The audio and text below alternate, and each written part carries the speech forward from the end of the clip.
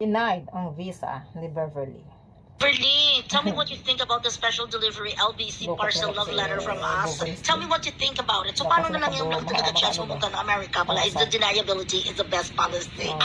Beverly! Yeah.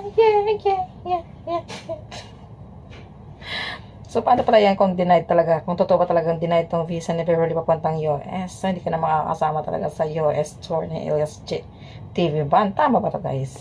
Well, karma is real kung totoo ba talaga yan. At talagang hindi mo talaga deserve na makasama pa sa LS band kasi nga, wala ka namang wentang manager. Ayan. Kinakarma na talaga sa Beverly Hills sa labad-labad. So, nalalabad-labad kung talagang hindi ka makakasama sa US tour ng LSJ TV ba. Maganda nga naman talaga kasi ano ka lang isa ka lang anay nasisira sa isang bagay. Ganun lang yun eh. Parang tingin ng mga tao sa'yo, isa kang anay. Kasi kasalanan mo din naman yan eh.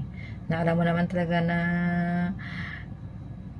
hindi naman dapat dinauupa no. Talaga kababae mo tao, ikaw pa talaga nag-aakit sa isang lalaki. Gusto mong makuha, hindi mo nakuha, nag-awawangal-wangal ka.